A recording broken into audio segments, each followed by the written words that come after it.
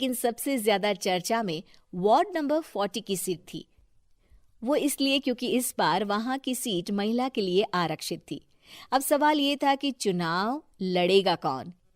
इससे पहले ठाकुर साहब वहां से पार्षद थे और इस बार उन्होंने अपनी पत्नी सीमा ठाकुर को टिकट दिलवाई और ठाकुर साहब की शान के कारण सीमा जी ने 20,000 वोटों से चुनाव जीत लिया। अरे बधाई हो सीमा भाभी, अब तो आप वार्ड की पार्षद बन गई हैं।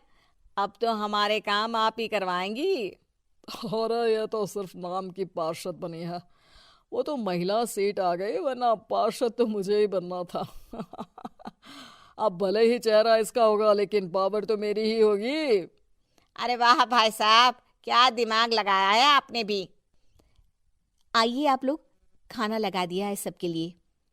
सीमा जी पार्षद बन चुकी थीं, फिर भी उनकी एक ना चलती।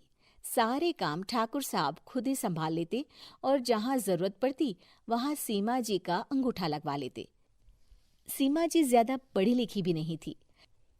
एक दिन ठाकुर साहब और सीमा एक प्रोग्राम में जाते हैं।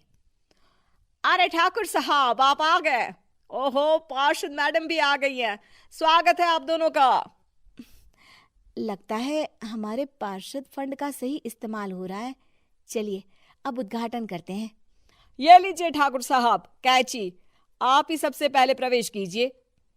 सब लोग आगे निकल जाते हैं और सीमा जी पार्षद होने के बावजूद भी पीछे खड़ी रह जाती हैं। वो देखती हैं कि वेलकम बोर्ड पर उनका नाम है, लेकिन महिला होने के कारण कोई उनका सम्मान नहीं कर रहा। अगले दिन एक आदमी उनके घर आता है। अरे ठाकुर साहब नमस्कार। कल ना हम नोटिस किए कि हमारा घर तो अवैध है और नगर निगम वाले उसे तोड़ने आ रहे हैं। अरे कुछ कीजिए ना ठाकुर साहब। देखो भाई, मैं तो ज्यादा कुछ कर नहीं सकता, पर अगर तुम सबकी जेब गर्म कर दो तो कुछ हो सकता है। कुल मिलाकर 4 लाख लगेंगे। अरे 4 लाख ठाकुर साहब?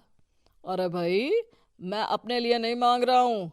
दरोगा है, इंजीनियर बाबू है, बड़े साहब है, सबको देना पड़ता है ना थोड़ा थोड़ा। बोलो है मंजूर? तभी वहां अचानक सीमा जी आ जाती हैं।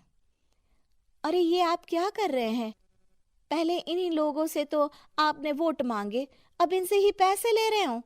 अरे चुप रहो तुम, तुम्हारा काम है सिर्फ अंगूठा लगाना, तुम वही किया करो। मुझे दूसरे काम तुम मत सिखाओ, समझी? और तुम ना जाओ, अब पैसे लेकर आओ, वरना जेसीबी किसी भी वक्त आती होगी। सब कुछ ऐसे ही चलते रहता है। एक दिन सीमा जी और ठाकुर साहब को एक लोकल मीटिंग में बुलाया जाता है। वहां पर कई और अधिकारी लोग भी मौजूद रहते हैं।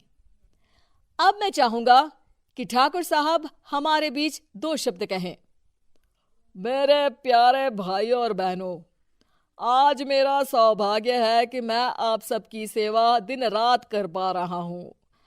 आपने मेरी पत्नी को भारी मतों से जिताया है, इसलिए मैं आप सभी का शुक्रगुजार हूं।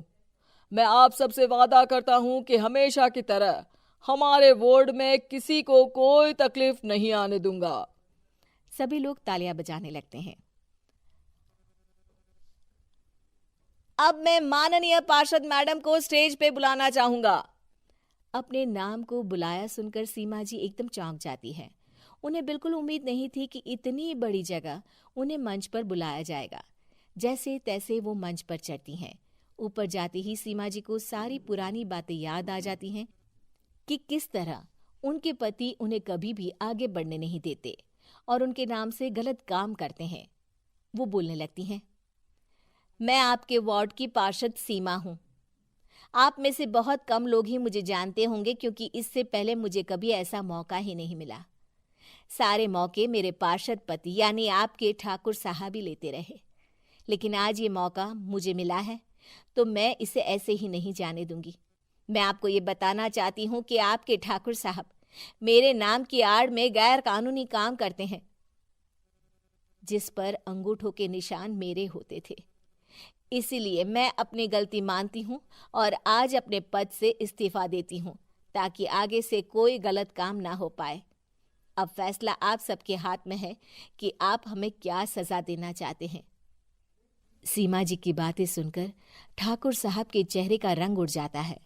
और वो शर्म से मुंह नीचा करके वहां से चले जाते हैं और पद से इस्तीफा देकर ही सही सीमा जी अपने आप में आत्मविश्वास महसूस करती हैं।